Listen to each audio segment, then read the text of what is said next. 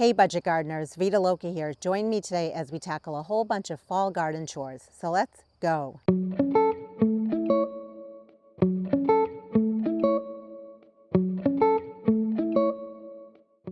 Before we start the video, I had to point out this beautiful hydrangea. That's why I started the video here. It's called Vanilla Strawberry. It is looking so gorgeous right now, and I've been enjoying it daily. But enough about that. There is so much to be done, and today I did not make a list. I am just going to go after things that are in my head that I've been wanting to do. So let's get started. Mr. Budget Gardener jokes with me all the time. He's like, between making videos and editing videos, when are you going to actually get big projects done in the yard? And I tell him, oh, I'm getting it done. I'm getting it done with my YouTube friends. I make up a checklist of things I want to get done and we just tackle them together. Today I didn't put together a checklist. I'm going to surprise you and we're just going to do as many things as we can do in a given amount of time. So here we are in my front yard in what I call the front walkway flower bed. There are two plants that I want to remove today. One of them is sweet alyssum or lobelia. The other one is trailing blue lobelia. Both of those plants we removed from another flower bed, which is the old arborvitae bed. And the reason we removed them is they're just not looking as good as they should be this time of year. After all, it is the end of summer, the beginning of fall. And I already showed you in that previous video how to collect the seeds from both of those plants. And in case you missed it, I'll link it down below. I like to use hand pruners and I like to cut the plants back. I used to pull the plants out of the ground, but I prefer to cut them back because number one, it's faster and quicker for me. Also, it doesn't disturb the soil life. And then finally, many of these plants have actually dropped their seeds. I want the seeds to stay in the ground so that next year I can have freebie plants emerging. So basically, I want to do as minimal as possible when it comes to disturbing the soil. The hard part is some of these plants are still looking okay. They still have flowers on them. And in fact, the pollinators, bees, are enjoying the flowers. But honestly, the plants do not look good. They're very, very leggy. And if I lived in a warmer climate, then perhaps I could just cut back the plants to prevent them from looking so scraggly and so leggy. This time of year where I live, New Hampshire Zone 5B, the days are limited. And pretty soon a hard frost is going to take these plants out anyway. And I would much rather tackle small little projects at a time so that I don't get overwhelmed when it comes to my garden space. And if that's you, if you end up feeling sometimes a little overwhelmed, then maybe you can try doing what I'm doing, which is tackling small little projects at a time. But as I walk here with you, I want you to see this is not that little of a project. I mean, there are a ton of plants that need to be cut back today. But that's why we're going to tackle this together and we're just going to get it done. I used to wait for a frost to hit my plants and then I would tackle plants after that.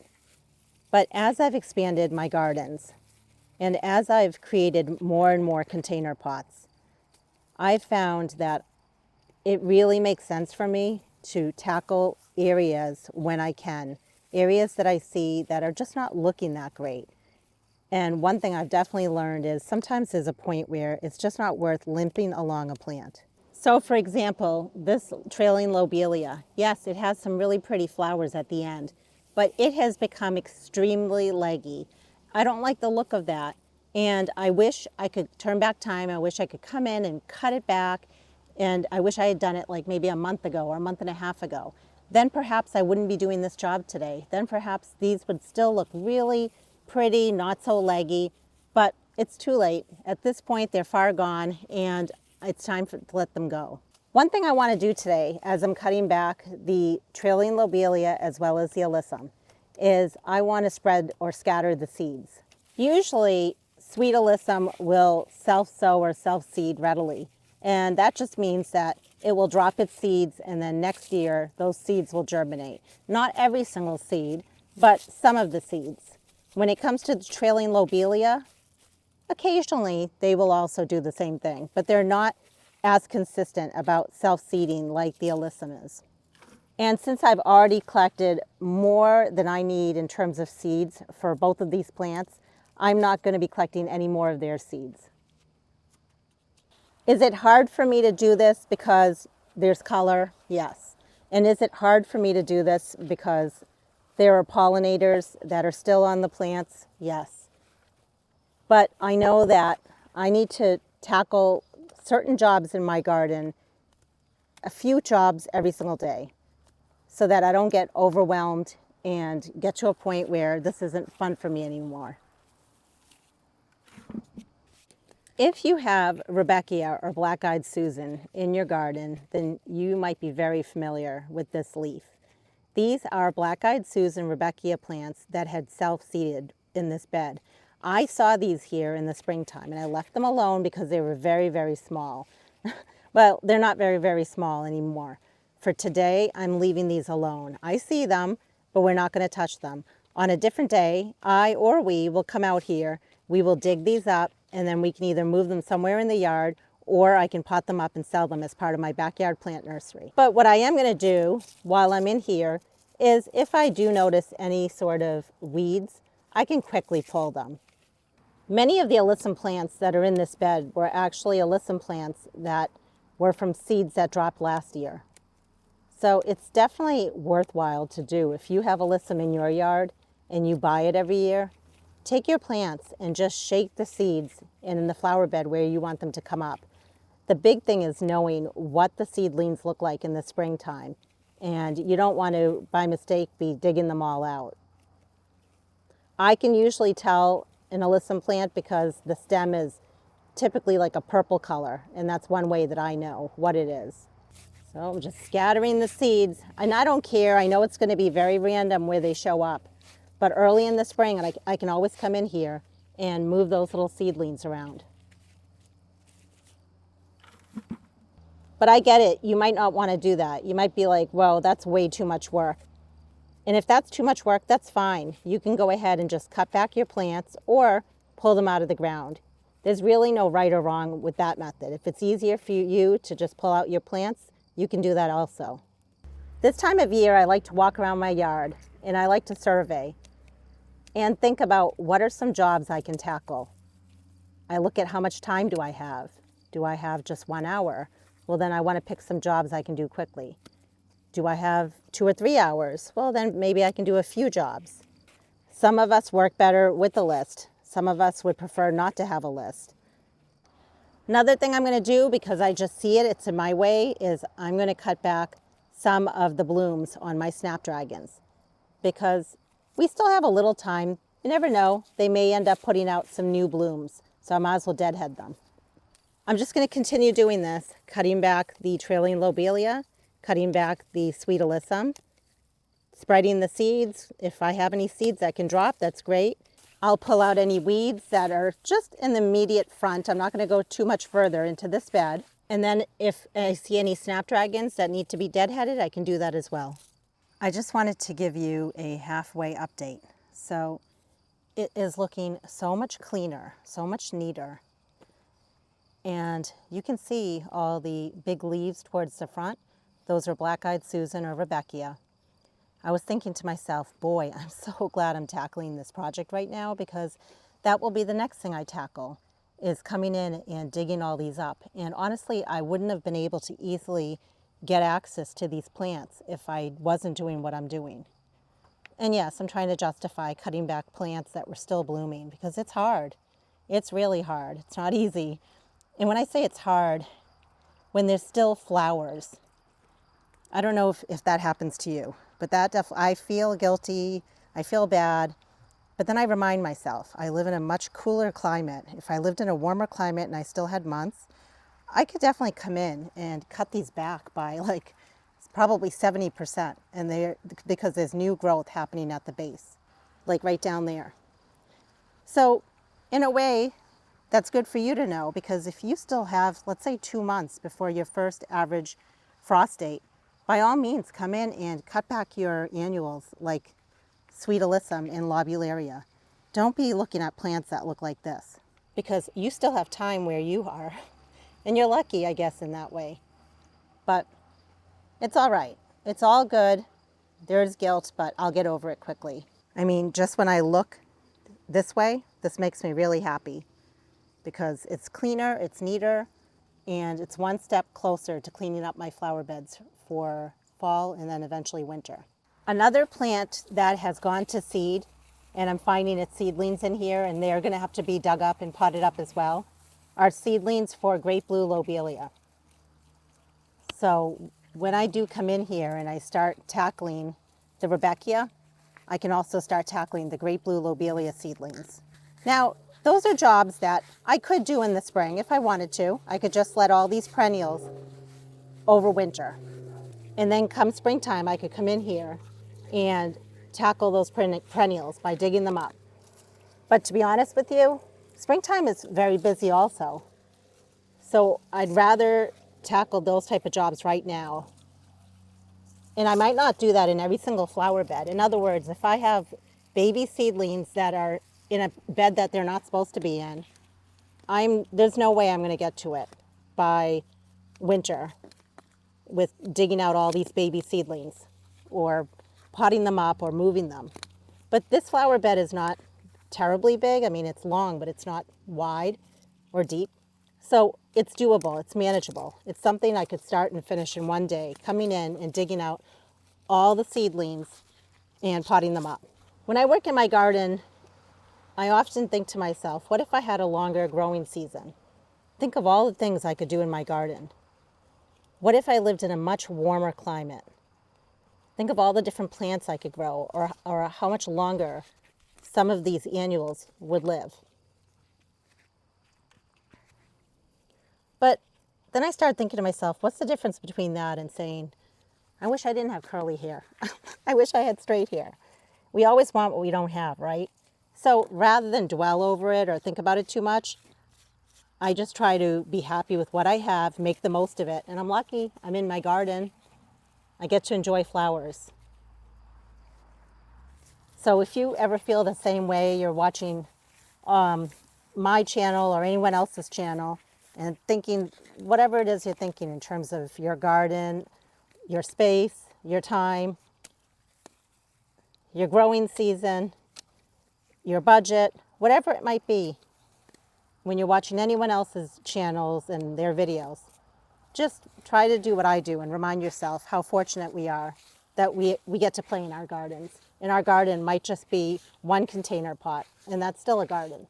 And when I said I was collecting weeds from in here, these are little tiny oak tree seedlings. We just have to deal with whatever it is that gets thrown at us. I get hundreds and hundreds and hundreds of these every single year in my flower beds, and I have to pull them out like weeds. But every time I pull one out, it's one less one that's going to sprout and become a tree in my flower bed, right?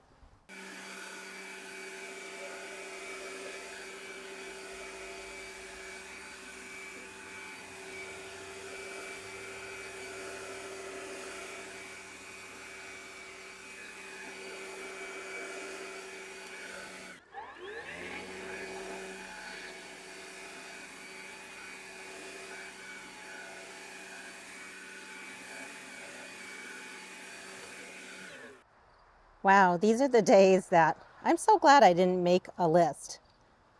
You know, when you work out and you start off strong and you work hard and then you need to cool down? Yeah, that's pretty much where I'm at right now. That took a lot longer, like any garden project usually does, but it's much cleaner now, and we've exposed lots of different seedlings that need to be dug up, and just in general, we can enjoy the flower bed a little more now. And there are still lots of beautiful things that we can look at in here without focusing our eyes on things that we were limping along. And when I got to this point here, I stopped because I view these container pots as their own separate project. They all are individual little projects that need to be tended to. But for right now, they're providing us with color, so they're fine. While working out in the front walkway bed, I was deadheading my Snapdragons. As I was deadheading the Snapdragons, I found some Snapdragons that had started to go to seed. I thought I was being pretty diligent with deadheading my Snapdragons, but you know how it is. Sometimes you miss a few. So the good news is I was able to collect some of the seed pods off of those Snapdragon plants. I do have videos showing my process for collecting Snapdragon seeds, how to sow them, as well as how to cut them back so that they branch out and become bushier. I'll put links to those videos down below, but I'm going to bring you in closer just so you know what to look for when you collect Snapdragon seeds. I picked a seed pod that is definitely not ready for me to harvest seeds from, but I wanted you to see what it looks like. So notice that they're all green. If all the seed pods along the stem are green, that means none of the seed pods on that stem are ready for us to harvest seeds from. And since I've already harvested the stem, that means I can't keep it and wait until these seed pods turn brown. Even if the seed pods now were to turn brown, they're not connected to the mother plant. And so the seeds that they may produce may not be viable. I usually like to wait and collect the seed pods off of the plant once they've ripened on the plant itself. In this example, the seed pods that are at the bottom, meaning way on the right, those were originally flowers that bloomed. Those were the first flowers to bloom. That means those were the first flowers to go by and produce seed pods and then seeds. So we're talking about these ones down here. And then flowers kept blooming as we headed up this way. And that's why you're noticing that the seed pods on the very top of the stem are green. But it's fair game for me to go ahead and just pick off this whole stem, knowing that I can't touch these two over here. That's fine. Sometimes if you wait too long, the problem is all the seeds drop. So there's that fine balance of waiting long enough but not too long. And yes, if you're thinking the same thing I am, that's a little creepy. It looks like two little eyes and a mouth, I know. But inside of there are the seeds. You can see that some of the seeds have already dropped. They're very small when you compare them to the size of my fingernail. You want to wait until they're almost a black color. That's when you know that they're ready to be harvested. So let's go ahead and remove the seed pod. Sometimes if you tip over the seed pod, the seeds will come out. And sometimes they won't. And if they don't come out, you can just use your fingernails and break open the seed pod. And then when you do that, the seeds will get released. And that's a ton of seeds right there. We still have so many seeds that we can collect. I'm going to wait about a week for the seeds to dry. After they've dried and after I've removed them from their seed pod, I can go ahead and throw away any of the non-seed material, which is called the chaff. And then when it comes to the seeds themselves, you'll see I have them on a folded piece of paper. I can just funnel the seeds off of the paper and into this Ziploc bag. Or I could use something like a kitchen strainer on top of a bowl, and I can sift the seeds through there so that only the seeds fall through and just a small amount of the non-seed material will come through the mesh. I like to store my seeds in small little Ziploc bags like this. You'll see that I have it labeled Snapdragon mix and the year that I collected the seeds. If you don't want to use a small bag like this, you could use a paper envelope or a paper bag or whatever else you have on hand. Boy, I am so glad I did not make a checklist today because we only got 2 things checked off the list. But I started thinking about it. Really, is it 2 things? Let's go over the walkway again. We cut back the sweet alyssum as well as the lobelia, and we cut it all the way down to the ground.